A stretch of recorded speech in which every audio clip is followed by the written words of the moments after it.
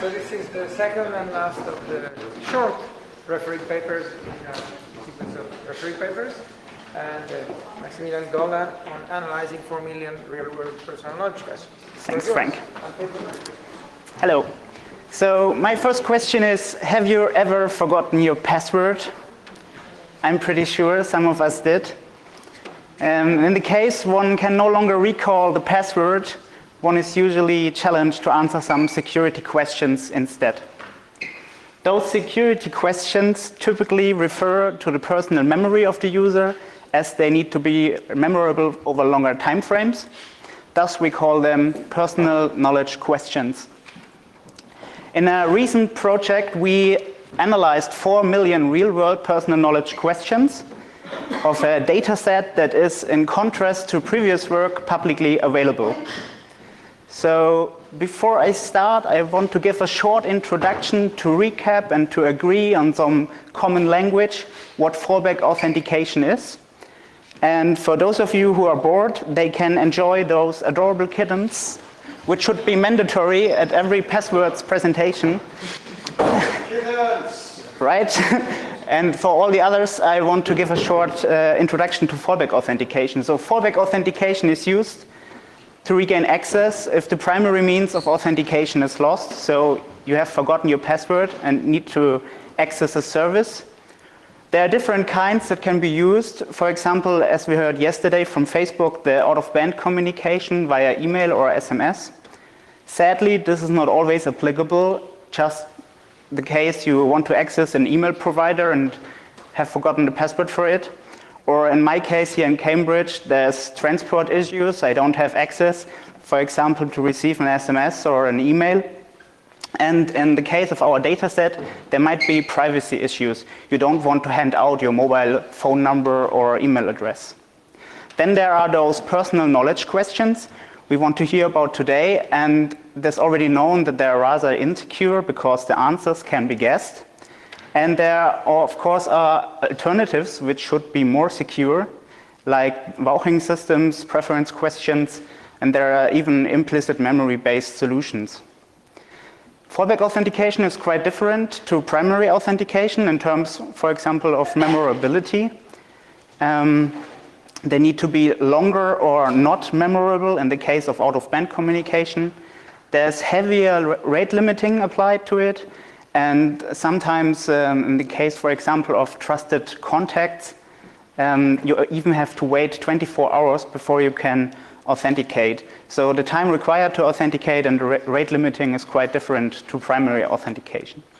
If we consider attack scenarios against those personal knowledge questions, then literature knows at least 2 different attackers. First of all, the targeted attack.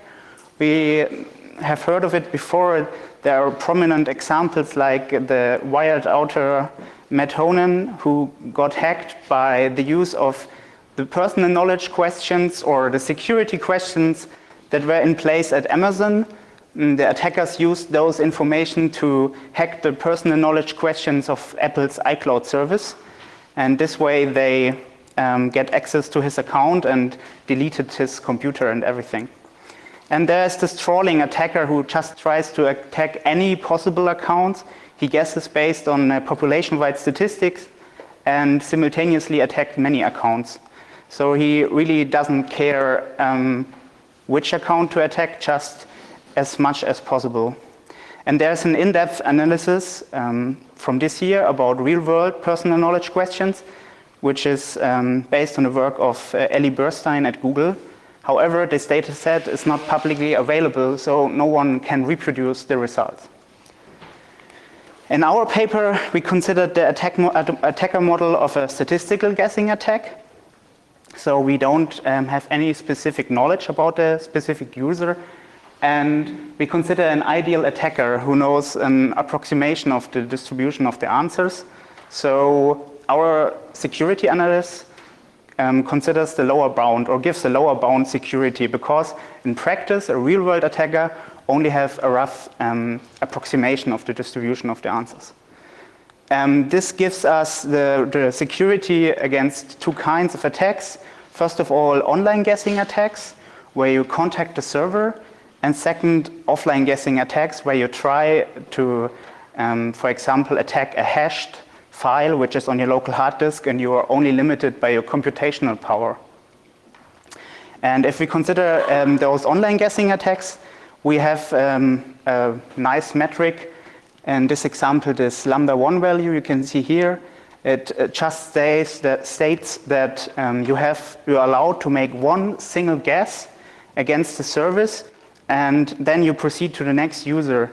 And in this case, of course, you guess the most likely answer first. And in this example, you can compromise up to 3% of all accounts.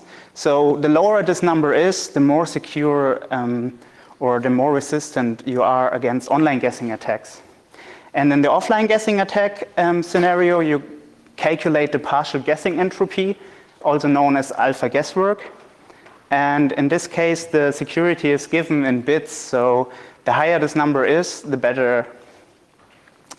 Before I proceed, I want to outline my talk. Now we have finished this introduction and we can dive into our data set.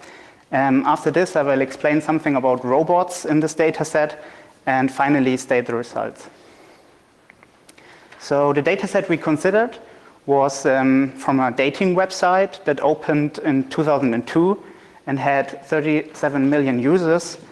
This number changed depending on the website you visit. For themselves, they state they have over 40 million users, so I really don't know exactly.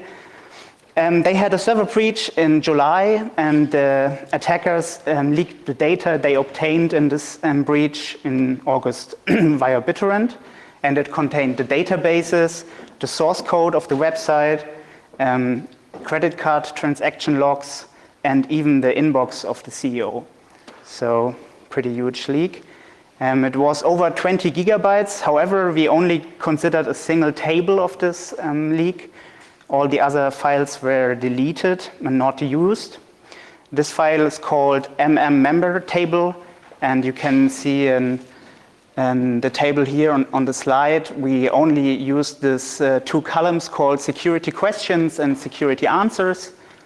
And of course, there are other columns, but those were only used for bot filtering and the aggregation of the results. So we considered different age groups and nationalities.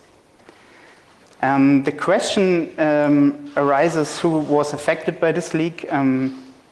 There's a map. You can find it online by Juan Alonso, who plotted the location of the users, which were also known or also included in the leak. And you can spot there's a huge number of users in Europe, and there's a reason for it. And that's why I have this next slide about the robots. We are now in the third part. To understand what the robots are, one has to understand the business model of this website. So contacting new members of this website required credits, so money. And deleting an account on this website also costs money. And Ashley Madison used the bots to send fake messages to users to lure them into a communication to earn money, right? And this is another map I found online, and it states the rate of engagers or bots accounts per country. And you can see a huge number of bot accounts in Europe. So this might be the reason why we have seen on the other map that there are so many users in Europe. Then there was this article by Annalie Newitz, who found bot filter criteria we applied to get those out of this database. For example, you can use the email address of the user. If it's ending with ashleymadison.com, then it might be a bot. Then there's a column called BC, which stands for bot contact, mail chat last time. If this is still the default value, 000, then we can be pretty sure that this is a bot account, as bots do not contact each other. They only contact real users. And there is a column called isHost, and host is another word for engager or bot. And this might be also an indicator. If this value is set to 1, then it might be a bot. And there are the IP addresses of the users. And if these IP addresses are home addresses, so private addresses, then they are maybe also bots. However, we did not use it as this information was only available in the credit card transaction logs, and we deleted them and did not use them due to ethical considerations. And there are also positive indicators like not a bot. As we will hear later today, there is a bcrypt hash in this leak, and if this password value, this bcrypt hash, was changed to paid delete or 111, I will never do it again, then we can be pretty sure that this account was a paid account. Someone paid money to delete this account. However, the service provider did not really delete it, just changed the hash to this value, so the user were no longer able to log in. Then there is this question if this is ethical or not. In our opinion, this is ethical to do research on this data leak. Why? Because the data is public at this point, and we only present aggregated results. So we ensure total anonymity of a specific user. However, it's unclear whether the outcome outweigh any potential harm. So, in my opinion, you should visit the talk to whom it's not concerned today at 5 p.m. by Alexandra. She will talk more about this and given the example of Ashley Madison. Finally, the results of our analysis. First of all, the questions. So we can consider those questions as classics because they're really old and no longer used today, or I hope no longer used today. For example, what is your mother's maiden name? What is the name of your high school? Your favorite sports team? And yeah, pretty nice is this question about the last 4 digits of your social security number, as this, in our opinion, only applies for the US and not for Europe. But we will see about this later. If we want to have some basic statistics, then our MM table contained 32 million entries. However, only 4 million users had personal knowledge questions set. The reason for this, I don't know, maybe it wasn't mandatory to answer or to provide those answers for the questions. If we have a look at the distribution of the answers, then the mother's maiden name question was the most prominent one. And this, as I already mentioned, 4-digit social security number was not that used a lot of the times. About the significance, because this is not based but inspired by previous work by the already mentioned Ellie Burstein, we tried to apply the same significance metric as they did. So we used a resampling approach. If you consider, for example, this 900,000 users here, then we took a random sample of 10% of the size and test if the values fall in a 5 or 10% error band or not. And this with a probability higher than 98%, higher equal 98%. So if this was not significant, then we printed or plotted this minus symbol, and if the number falls in this 10% error band, it's italic, and otherwise it's simply solid. And now, for those of you who are shocked by this table, just remember those adorable kittens and focus on the right-hand side of the slide.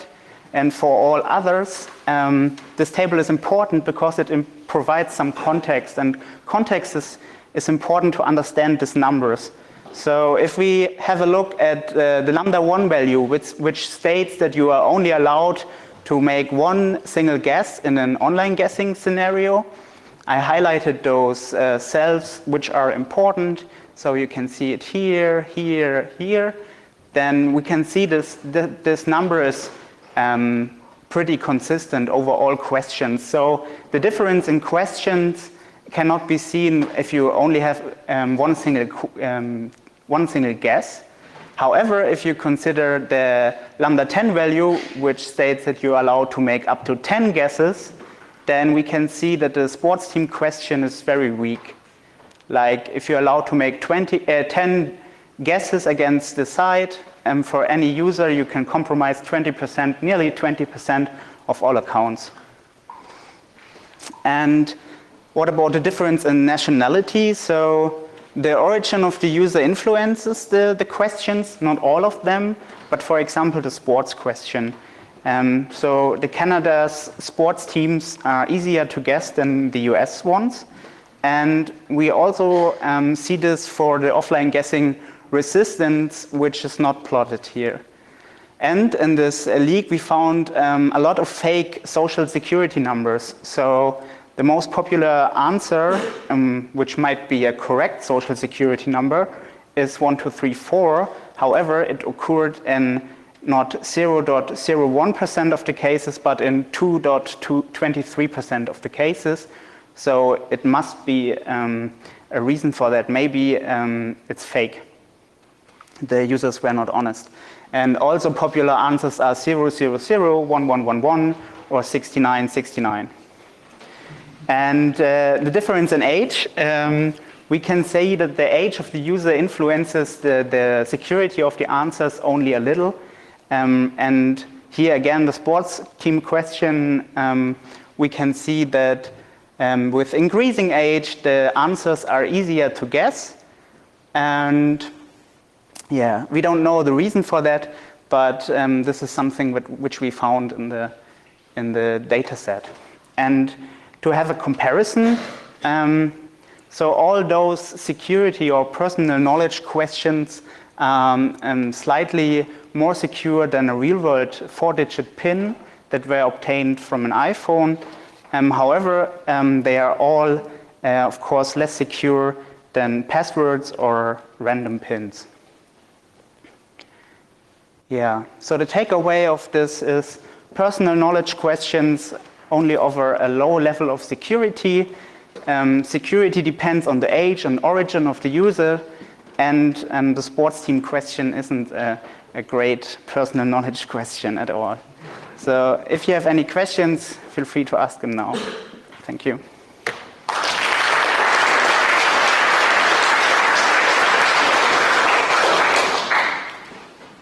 Questions? The weakness of the sports teams, do you think that's due to the limited set of valid responses? Might be the case. However, we had a look at the significance, and it can be the case. For example, here in Canada, we see that we have less than 100,000 answers for the sports team question, so the sample size is not that big. The number, however, is significant, at least for this lambda 10 value here. So presumably using something completely fictional and made up as your favourite sports team is going to be... can be the case, yeah. If I remember correctly, the most prominent answer for the sports team question is Maple Leafs, which is an ice hockey team or something in Canada. Yeah. Yeah. Did you take Maple Leafs and Leafs to be sort of a similar answer? No, we did not consider it. The only thing we applied was changing all answers to uppercase. But as we were not able to, or as we did not consider the source code, right? We were unsure about which edit distance, for example, or string distance was applied by this website. So it might be that they considered Leafs and Maple Leafs as the same answers, right? So substring, for example, but we did not have a look at it. But the data is public, so you can do it. Thanks for a really great talk and good idea to use the data set. My question is more personally, I never use this, or I answer either complete rubbish or I have answers, as somebody mentioned, which are completely relevant to what I'm asked. So would you recommend basically these security questions to be still used? Because No. especially when Canadian, I'm usually watching probably hockey. There, I think this is also one of the answers why maybe basically the recommendation of this story is that security questions should not be used, or users should be instructed to come up with their own fairly stable but not answering what they're asking questions. Yeah, I don't like to answer this, but yeah, okay. But in my opinion, they are insecure and should not be used. However, we have a problem if out-of-band communication can't be used. There are use cases where it's not possible to use them. And there are more secure alternatives that can be used instead. So. There have been other papers as well, academic papers looking into security questions, and basically, as far as I can remember, they essentially say that if you're lying, to the security questions, you're just making more problems for yourself. And in some cases, lying to security questions will actually decrease security even more, because if you're supposed to lie, what is your date of birth, and you just enter in 1, 2, 3, 4. 1, 2, 3, 4 is, in a way, even easier to guess than your real date of birth. We also had in Las Vegas in August, we had a speaker from the US named Jim Fenton, and he has a website which is, well, basically a name and shame site for bad security questions. And he's pretty much building up a really nice collection of screenshots of all security questions that you can find at different services and websites, just to display the stupidity of these things. So the consensus is in the password cracking community is basically security questions or password hints, for that matter, as we saw with Adobe, don't use them, period. Yeah. Yes, absolutely. Questions, more questions? Okay. Can you elaborate a little bit about this Lambda? Yeah, this was... May be used for evaluation of online-based security for passwords. Doing what? Sorry? Or can be used for evaluating basic entropy for passwords. Not security. So this lambda value was introduced in this paper you should have a look at. And it's a pretty simple metric. So it considers the number of guesses you're allowed to make to compromise the stated percent value of the number of users in a trolling attack. And so you just, in this example, if you have this number of 1, then you only allow to make the one single guess for an account, right? And of course, you guess the most likely answer based on the approximation you have at hand of the distribution of the answers. Okay, so original metric was for password guessing. Okay. Yeah. More questions? In something one database that the type of people using that website are going to fit a different type of model than most other websites.